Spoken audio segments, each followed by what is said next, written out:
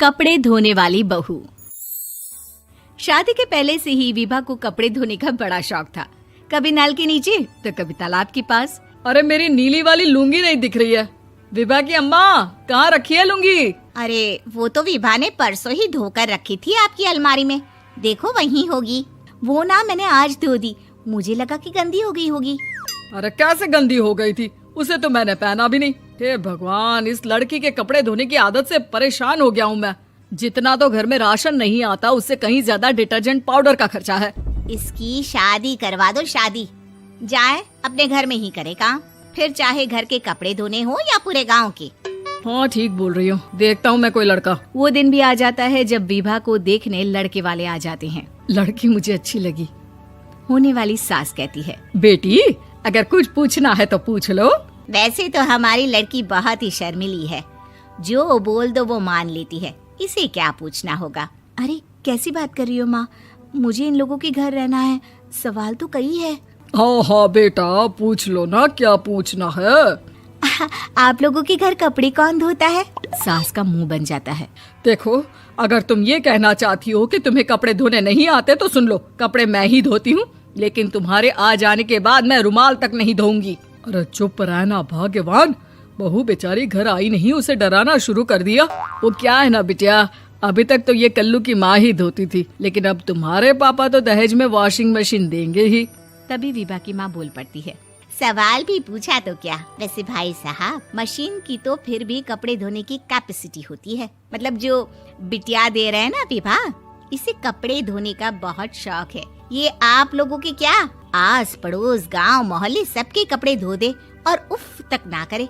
बाहर देखा नहीं आपने कितने कपड़े सूख रहे हैं? सब हमारी बिटिया ने ही तो धोए हैं। बस भी करो ना माँ, शर्म आ रही इतनी तारीफ सुनकर। और तो और एक दाग निकाल कर दिखाओ तो मान जाऊं। हाँ अच्छा, माफ करना बेटा, मैंने गलत समझा। हमें तो रिश्ता बहुत पसंद है। और ऐसे जुड़ जाता है रिश्ता कपड़े धोने का शौक रखने वाली विभा का। उसकी शादी हो जाती है कोयला फैक्ट्री में काम करने वाले कल्लू के साथ। शादी के बाद अचानक विभा चिल्लाती हुई सास के पास आती है। सासू माँ, अरे सासू माँ कहाँ है आप? ये तो धोखा है, धोखा दिया आप लोगों ने मुझे। इसे ससुर के चक्कर के बारे में पता चल गया। अरे तो उसमें तुझे क्यों धोखा मिला है? अरे नल में पानी नहीं आता, कपड़े कैसे कब धुलेंगे? अच्छा, तू पानी नहीं आ रहा उसकी बात कर रही है। तो आपने क्या सोचा? कुछ नहीं। अच्छा, तेरी माँ ने कहा था कि कपड़े धोने का शौक है तुझे, याद आया मुझे।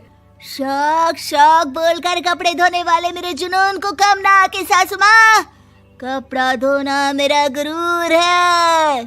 तभी पति भी वहाँ आ जाता है। अभी मैंने इसे सनी देओल की फिल्म दिखाई है, उसी के डायलॉग मार रही है माँ। अच्छा सुन, साफ साफ बता रही हूँ, पानी सुबह 4 से 6 और शाम को 10 से 12 आता है, समझी?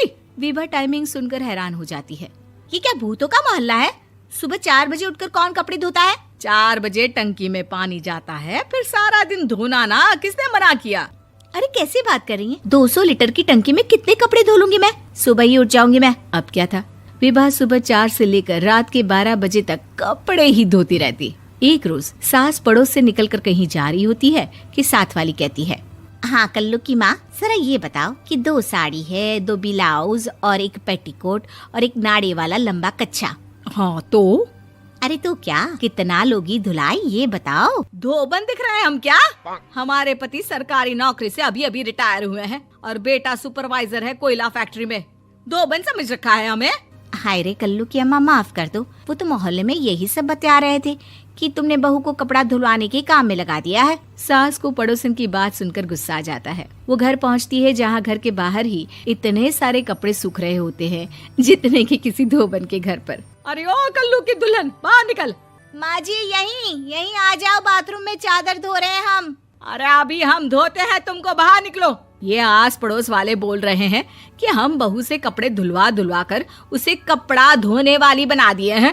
अरे छोड़ो ना माँ जी, किन लोगों की बातों में आती हो?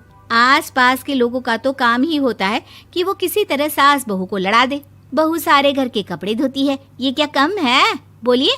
सास को भी लग जाता है कि वो बहू का ये सनकीपन नहीं छुड़वा सकती, इससे अच्छा है कि खुद ही चुप हो जाए।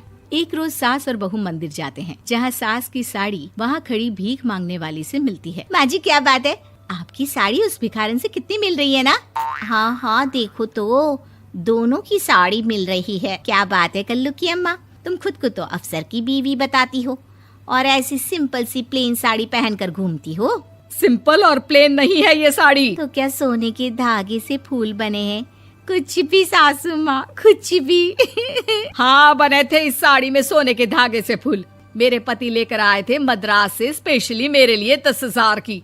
ताहे भाई साहब इस भिखारन के लिए भी सेम टू सेम साड़ी लेकर आए होंगे 10,000 की। सास उस वक्त तो कुछ नहीं कहती, लेकिन बहू के साथ घर आती है और अलमारी से एल्बम निकाल कर लाती है। ये साड़ी देख रही है, ये वही साड़ी है जिसे मैंने अभी पहना था। इस साड़ी में ये जो चमकदार फूल दिख रहे हैं ना, ये सोने के धागों से काढ़े गए हैं। लेकिन तू लोकल वॉशिंग मशीन ब्रश से घिस घिस कर सारे फूलों को निकाल कर साड़ी प्लेन कर दी। मुझे माफ कर दीजिए सासू माँ। और तो और, जब मैंने तुझे तेरी गलती के लिए कुछ नहीं कहा, लेकिन तूने तो सबके सामने मेरा मजाक ही बना दिया। क्यों? बहू को समझ में आ जाता है कि अब से उसका कपड़े धोना बंद।